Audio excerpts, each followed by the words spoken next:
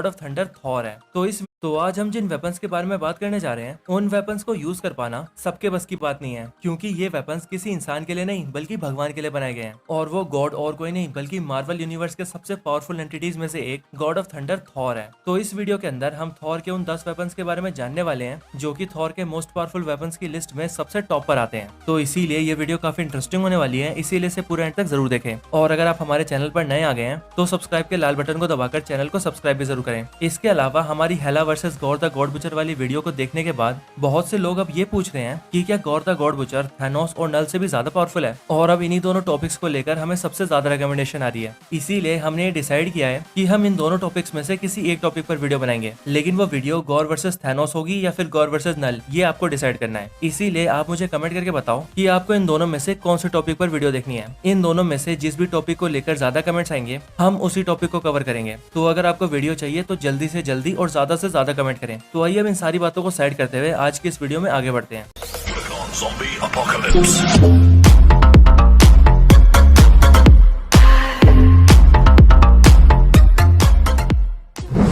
Number 10 जान John. तो जान जॉन एसगार्डियन स्टील से बना एक बहुत ही पावरफुल एक्स है जिसे आयरन बियर भी कहा जाता है। इस पावरफुल एक्स को नेडेविलियर के बोनो ने क्रिएट किया है और थॉर म्योनिर से पहले इसी एक्स को as a primary weapon use किया करता था। लेकिन जब थॉर म्योनिर के लिए वर्दी हो गया तब उसने इस वेपन को यूज करना छोड़ दिया था। जान जॉन इतना स्ट्रॉन्ग वेपन है कि इससे फ्रोस्ट जायंट्स को बड़ी आसानी से मारा जा सकता है और थॉर इसका यूज करके अब तक बहुत से फ्रोस्ट जायंट्स को मार भी चुका है। मार्वल कॉमिक्स के अंदर ये वेपन इतना पावरफुल है कि एक वक्त पर ये एक सेलेस्टियल आर्मर तक को काट चुका है।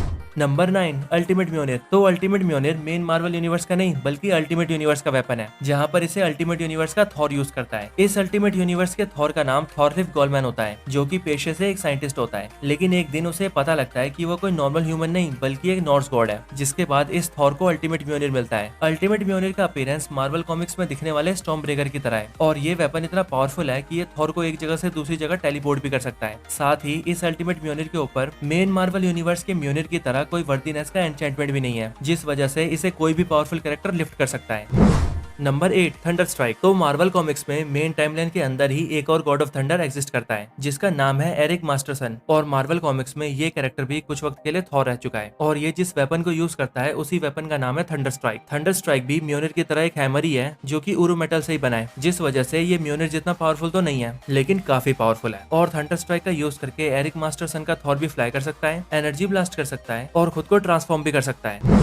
नंबर 7 मैग्नियोर थॉर्स मैजिकल बेल्ट। तो मैग्नियोर थॉर की एक ऐसी मैजिकल बेल्ट है जिसे बेल्ट ऑफ स्ट्रेंथ भी कहा जाता है, क्योंकि जब भी थॉर इस मैजिकल बेल्ट को पहनता है तब ये थॉर की स्ट्रेंथ, ड्यूरेबिलिटी और स्टेमिना को बहुत ज्यादा इंक्रीज कर देती है। थॉर की मैजिकल बेल्ट एमसीयू में भी एग्जिस्ट करती है और इसका रेफरेंस सबसे पहले हमें स्पाइडरमैन होमकमिंग के अंदर दिया गया था, जहाँ पर जब हैप्पी सारे आइटम्स को न्यू एवेंजर्स फैसिलिटी में शिफ्ट कर रहा था तभी उन आइटम्स को प्लेन में लोड करते हुए हैप्पी थॉर की इस मैजिकल बेल्ट को मेंशन करता है। थॉर के मैजिकल बेल्ट उसके बाकी के वेपन्स की तरह तो नहीं है जिनसे वो अपने अपोनेंट पर अटैक सके, लेकिन ये बेल्ट इतने कमाल की है कि ये थॉर की पावर्स को एनहांस कर देती है, जिस वजह से थॉर पावरफुल से पावरफुल एनिमी से भी आराम से लड़ सकता है। और मार्वल कॉमिक्स के अकॉर्डिंग ये बेल्ट थॉर को इतनी स्ट्रेंथ प्रोवाइड करती है कि इसे पहनकर थॉर एक साथ कई प्लैनेट्स तक को मूव कर सकता है।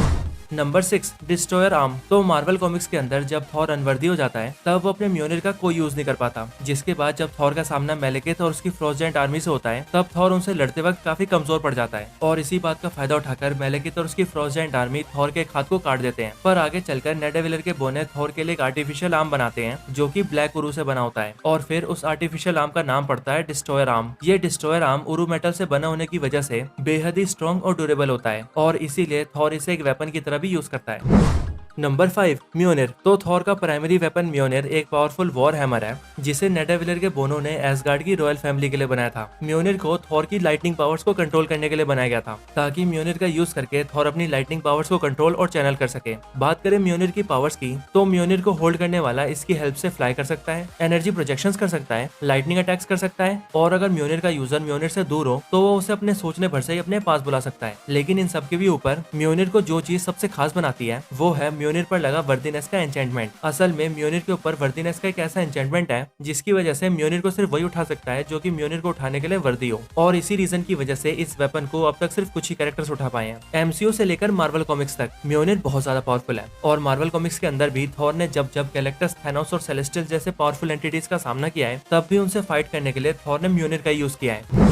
Number 4, Odin sword. तो ओडिन स्वॉर्ड ओडिन के मोस्ट पावरफुल वेपन्स में से एक है और इस पावरफुल स्वॉर्ड को the over sword of ash gourd भी कहते हैं। ये स्वॉर्ड इतना पावरफुल और डेंजरस वेपन है कि इसको लेकर ऐसा कहा जाता है कि ये स्वॉर्ड जिसके भी हाथों में होगी उसके पास पूरे मैनकाइंड को खत्म करने की ताकत होगी। और इसी रीजन की वजह से इस वेपन को ज्यादातर ओडिन के वोल्ट में ही रखा जाता है ताकि ये वेपन किसी गलत हाथों में ना चली जाए। इस पावरफुल स्वॉर्ड का ट्रू पोटेंशियल हमें तब दिखा था जब मार्वल कॉमिक्स के अंदर फियर इटसेल्फ स्टोरी लाइन में थॉर ने इसका यूज सरपेंट के अगेंस्ट किया था। इस स्टोरी लाइन में ओडिन ये पावरफुल वेपन थॉर को देता है, जिसके बाद थॉर एवेंजर्स के साथ मिलकर इस वेपन का यूज करके सरपेंट और उसकी आर्मी को हराता है।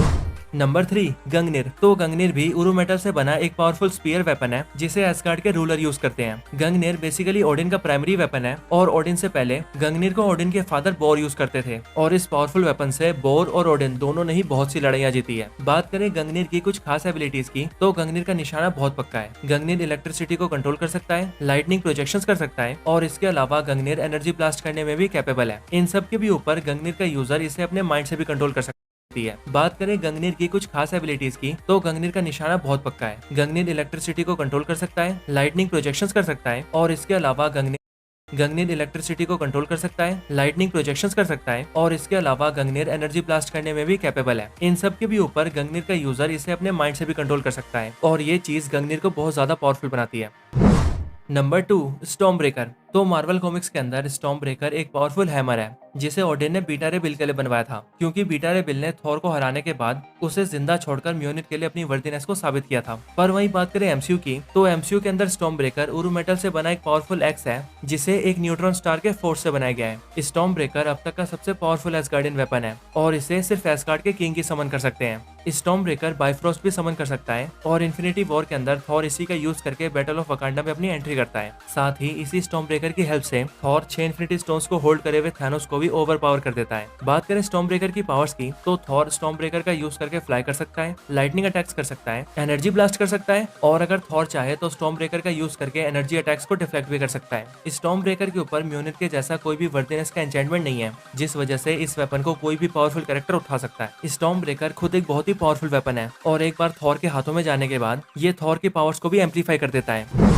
नंबर 1, नेक्रोसॉर्ड। तो नेक्रोसॉर्ड सिर्फ गॉर का ही नहीं बल्कि कुछ समय के लिए थॉर का भी वेपन रह चुका है। नेक्रोसॉर्ड ओरिजिनली सिम्बियोट्स के गॉड नल का वेपन है और इसी नेक्रोसॉर्ड का एक छोटा सा पार्ट आगे चलकर गॉर को मिलता है, जिसके बाद God of thunder God bomb story line के दौरान जब थॉर गॉड बॉम्ब के ब्लास्ट को अपने अंदर अब्सॉर्ब कर लेता है तब उसके बाद वो नेक्रोसॉर्ड को भी गॉर से छीन लेता है और फिर उस ऑल ब्लैक नेक्रोसॉर्ड से गॉर के ऊपर अब तक का सबसे पावरफुल लाइटनिंग अटैक करता है, जिस अटैक से गॉर लगभग मरने की हालत में आ जाता है। ऑल ब्लैक नेक्रोसॉर्ड एक ब्लैक कलर का पावरफुल स्वॉर्ड है जो कि अपने यूजर के लिए लिटरली कुछ भी कर सकता है और यही चीज इस वेपन को मार्वल यूनिवर्स के सबसे पावरफुल वेपन्स में से एक बनाती है। तो यही वो 10 सबसे